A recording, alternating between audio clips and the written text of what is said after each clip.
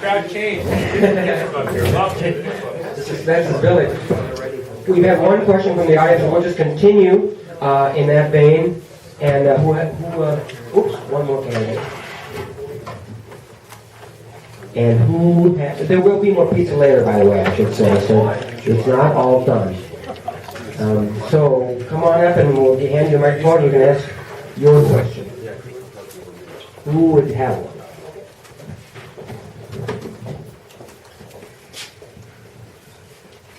I'm sure that most of you know, there's a group operating in Minneapolis, Occupy Homes Minnesota, defending people against foreclosure.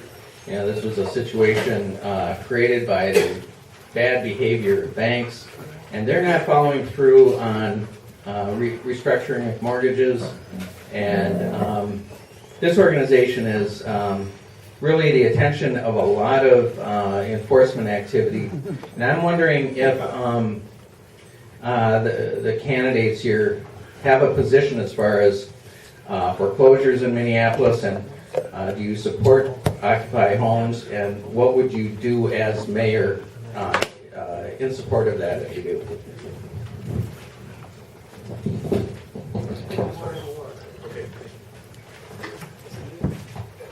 I would say Kurtis. Yeah. I think he was last time. Okay. You guys over there.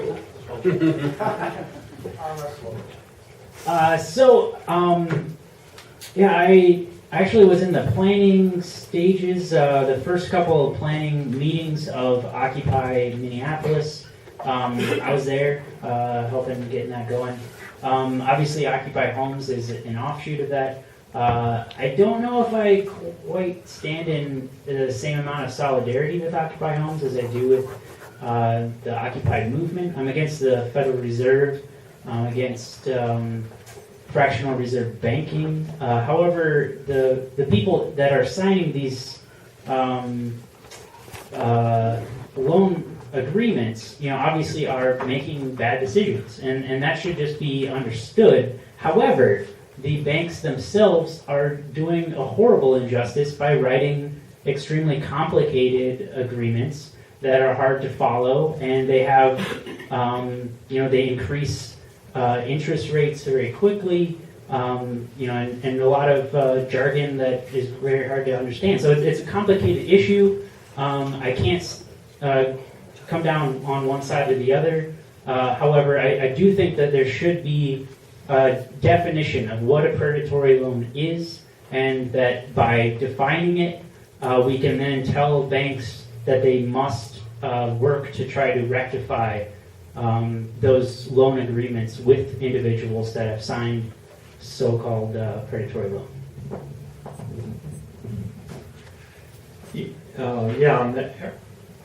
Let's see, in the zip code 55411, the near north side, about half of the people who owned homes in 2007 were foreclosed on and evicted. People have, paid way too much for their houses, and when the market crashed, they were underwater, and a lot of people lost their jobs, and then they lost their houses. And these bankers get an enormous amount of money because of the losses here. But people have lost their homes. The banks won't renegotiate. They end up selling these houses very cheaply to investors who will rehab them, and there are a lot of vacant houses right now in North Minneapolis, even though there's a tight rental market, if you can figure that out. I think the city should use its power of eminent domain to take over the bank-owned houses, including the both with the former owners still occupying and others, and use special assessments on if a bank takes over a house, they charge them $10,000, for example. That's been done in another city also. Yeah, I agree that some of these loans have been bad for people. They've made mistakes. We have a candidate running who is says she's been in her house for 40 years and now the bank wants to take it away. She claims she may have paid for the house 4 times over. I have a house on my corner. It was foreclosed for $75,000. I saw 2 people looking at it and I asked them, what do they quote you for a price? They said $140,000. A lady came by yesterday, said she was gonna look at the house. I said, what price are they quoting you? $114,000. So even the banks don't know what they're doing. So I would really support the city fixing up the houses that were damaged on the north side by the tornado.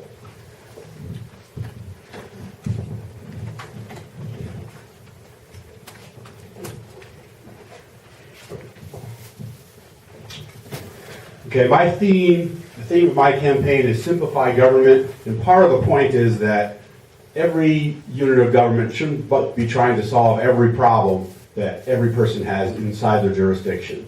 And so therefore, I don't believe that the city and the mayor should really be getting involved. The bank foreclosures, the regulation is the federal regulations, and the city gets involved, it just makes it more complicated, and we're trying to fix, at least in my opinion, we should be trying to fix our basic services and not spend time trying to fix every problem that everybody has.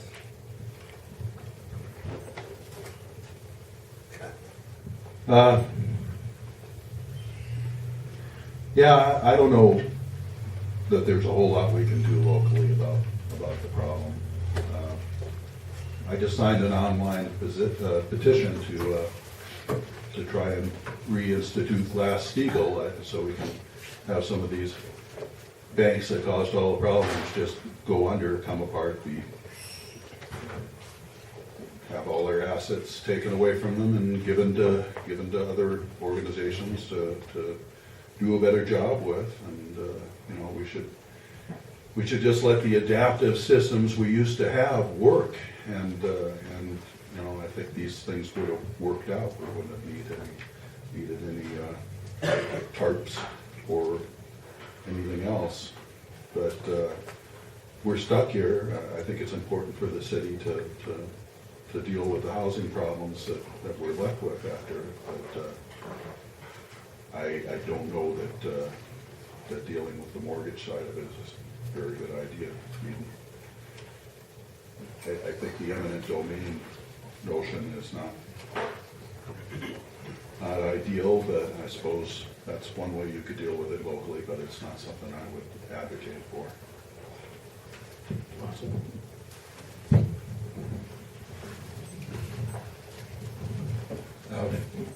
This whole issue in foreclosures is a difficult issue, but I don't believe that the city has power to regulate. The only thing mayor could potentially do is to advocate change in either state or federal law. It's a difficult decision, and it's a very deep decision. I'm not certain that the city should get involved, or can get involved, can actually do something. Well, the concept actually was good 15, 20 years ago. They wanted poor people to have houses. What happened was the government went in with banks, and the banks have made fortune off these houses where a lot of criminal activity, fraud, where they were getting $150,000 houses and selling them for $250,000. The banks were saying they were $250,000. People were living in it, and people were getting the houses for almost free.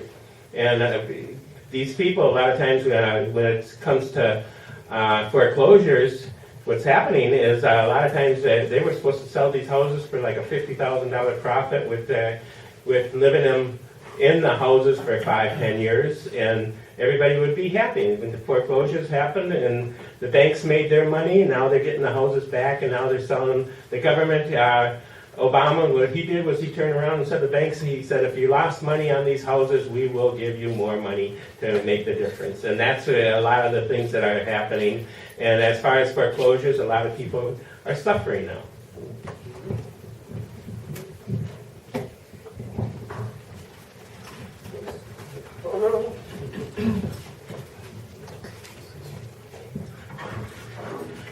Well, I support the concept of taking over these foreclosed houses by eminent domain and either reselling, renegotiating the mortgage, or renting them out.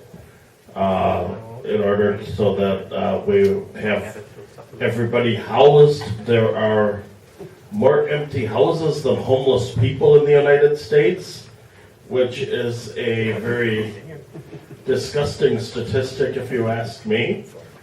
Or we can have a program where people might be allowed to live in a foreclosed home as security for that home to keep the copper thieves and stuff out.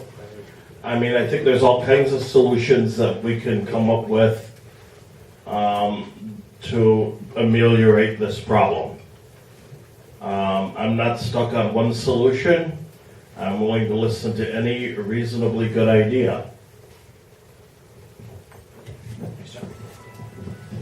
We all share the same goal, and the goal is to enable all of our brothers and sisters to have the basic human right of stable housing fulfilled, period.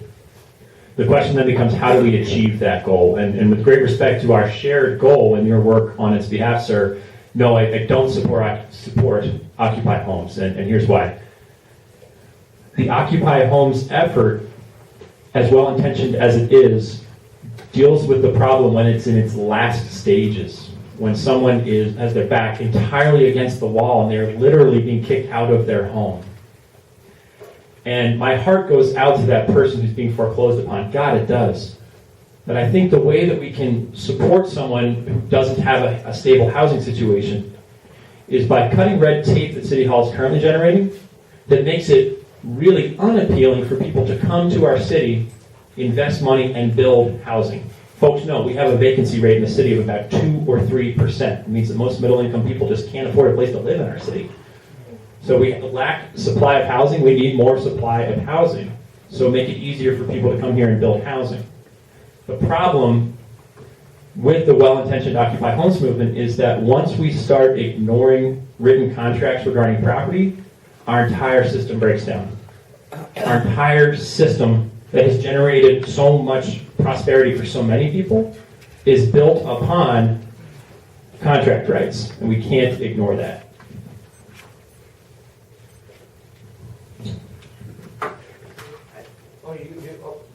Next question? Okay. I can't keep More pizza if you didn't get it. I support that. No, that gentleman back there had his question first.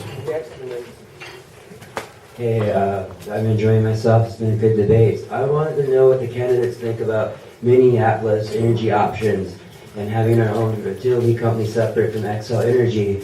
And I've lived in other cities in Florida that were separate, and they were able to have better response time in handling like natural disasters and things. I want to know what the candidates think about Minneapolis energy options, and if they think it's a good idea to be separate from Xcel. Thank you.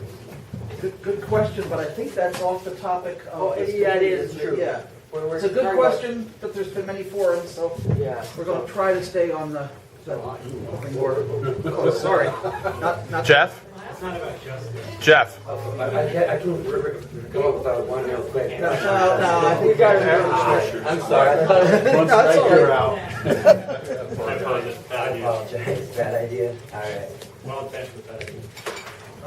We got a process right now going on of regentrification. So I want to know, coming in as mayor, what would you do to create affordable housing so we can keep our city diversified? Sir, what's your name? Daryl. Thank you.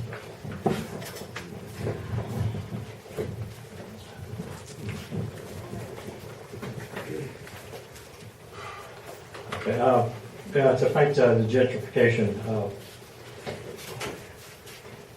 use that power of eminent domain and special assessments on bank-owned houses. We need to try to get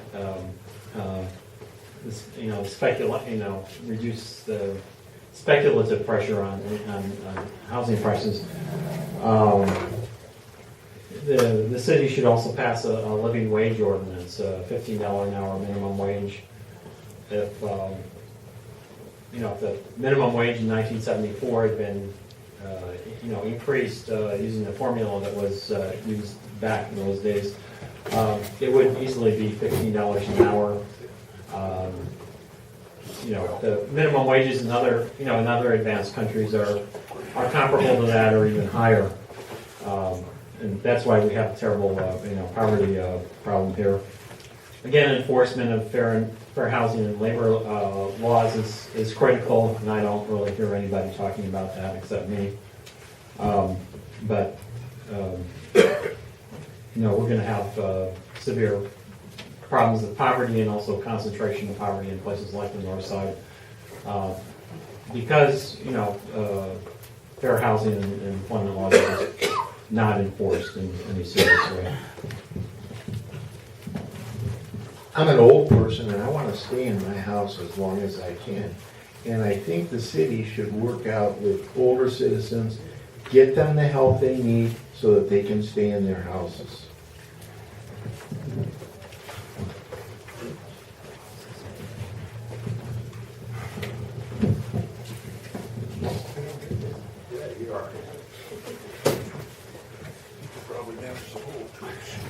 Okay, I think that the best way to have more housing, more prosperity in this city is just to run a better city.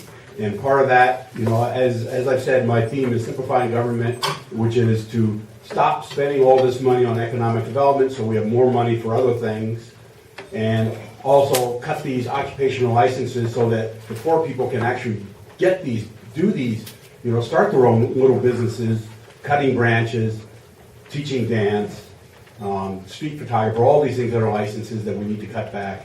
And if we take care of business, people will have much more opportunity than they do now.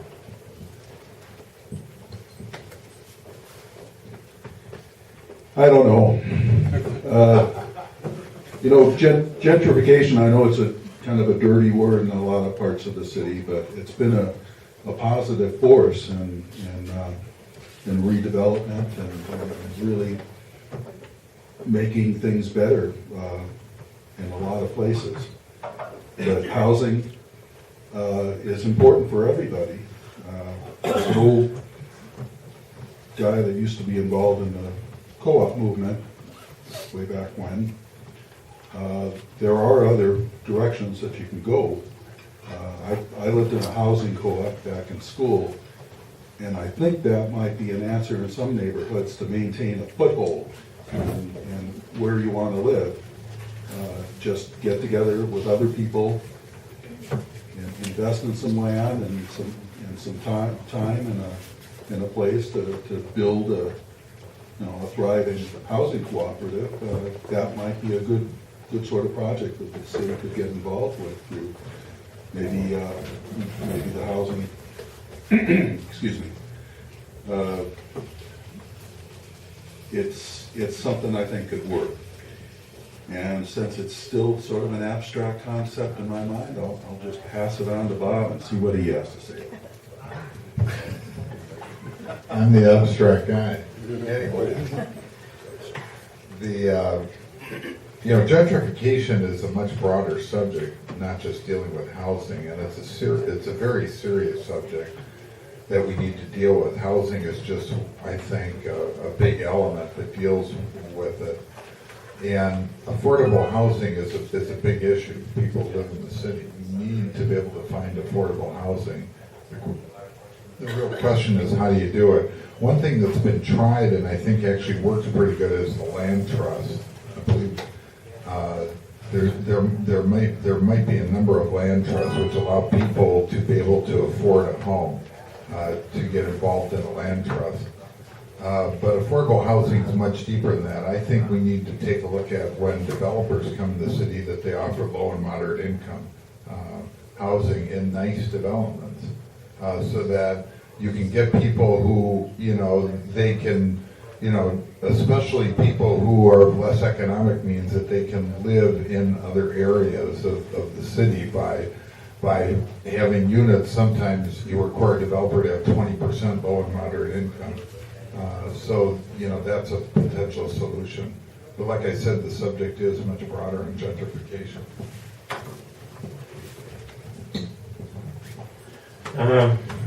My opinion is we need to get the federal government, state government, and local government involved in a lot of the things that have happened politically. They're misdeeds. There's a reason why these houses got foreclosed. There's a lot of things there's a lot of houses out there that are vacant right now, and nobody's living in them. The drug dealers are living in them. Your marijuana people are living in them. And, you people talk about marijuana a lot, but you forget about crack cocaine, some of these things that you have, meth and everything else that are involved with your marijuana. But I'm telling you, some of these houses are dilapidated. They need people to put more money into them. They need the banks. Banks cheated a lot of people. The federal government cheated a lot of people. And we need to get the money back from them. As far as the city of Minneapolis, I'm the only one saying we need more money coming in, not from the taxes, raising taxes. I'm saying we should get the casino downtown Minneapolis. We should use at the airport, have just like Las Vegas does. We could get like $500 million more in our coffers to pay for a lot of these different issues in the state. In the state and federal issues with money. And Minneapolis can do that just by actually having casinos and lowering our taxes also. Thank you.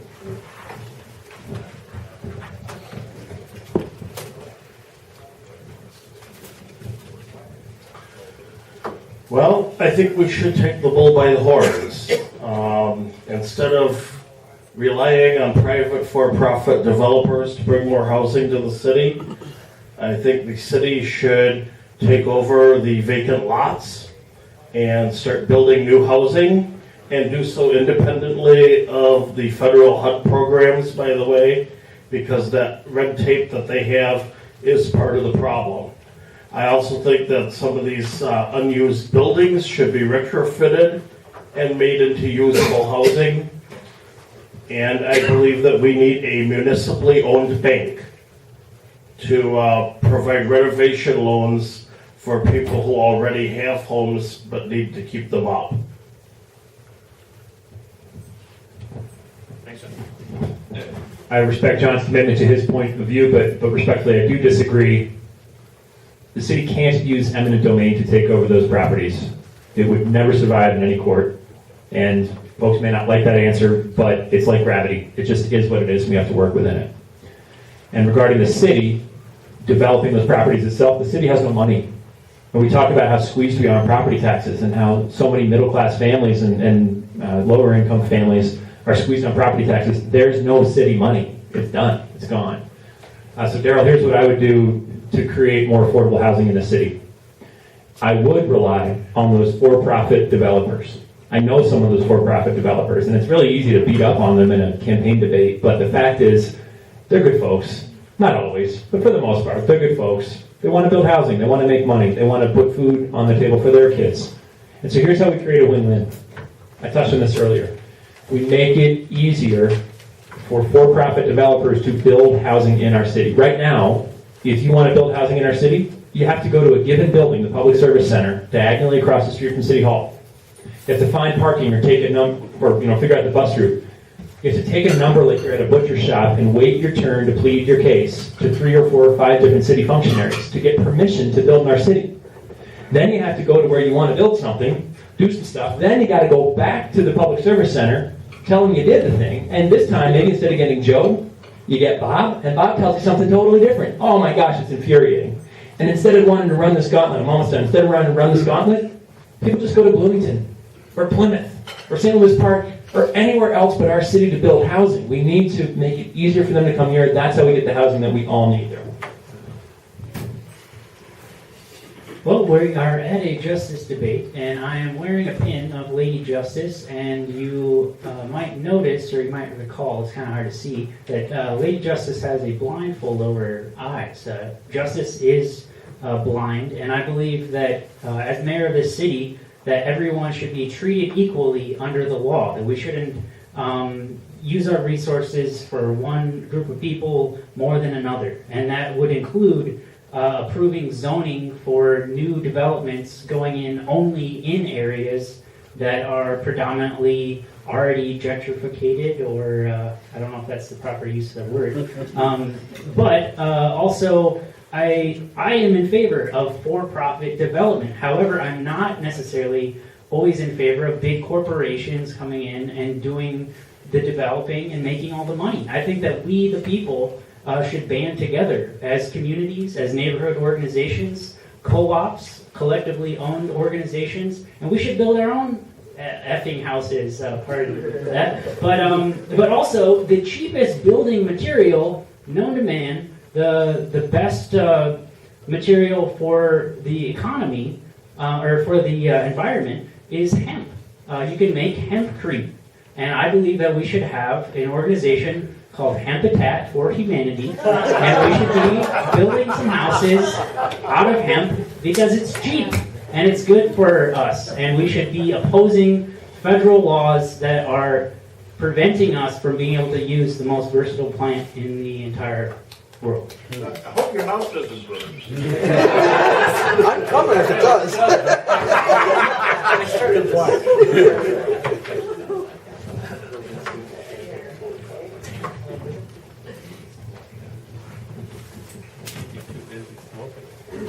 Okay, I'll try to keep this brief, and I'm not that good at it. But first of all, I want to say thank you all for being here, and I think you're doing a wonderful job and being quite respectful to yourselves, to each other, and to the audience, and I appreciate that. My name is Michelle Gross, and I'm president of Communities United Against Police Brutality, one of the event sponsors. I wanted to ask a question about tasers. The city of Minneapolis got into the business of having tasers a few years ago and spent about $750,000 on tasers in a city that's severely strapped for funds. Tasers at the time were initially promoted as less than lethal munition that they could make available in situations where where they might otherwise have to shoot people. It turns out that if a person pulls a gun on you, you can't use a taser. You need to shoot them. So therefore, it's not really an appropriate use for that. However, where tasers fall on the use of force continuum has been a big issue with the Minneapolis Police Department, and a good number of complaints to various accountability agencies, the CRA and now the OCRP, whatever it is, have involved the use of tasers. Largely because, again, where they fall in the use of force and their appropriateness is a problem. I would like to know what you intend to do about tasers and whether you would endorse the banning of tasers as has happened in a number of other cities. Thank you.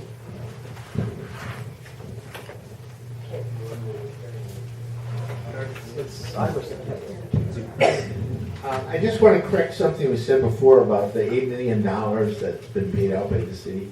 I've been informed that it might be as high as 20 million. So somewhere between 8 and 20 million is what's been paid out by the city for bad police behavior. Yeah, in the last 7 years. Yeah. As far as tasers go, if someone's shooting at you, please don't use a taser.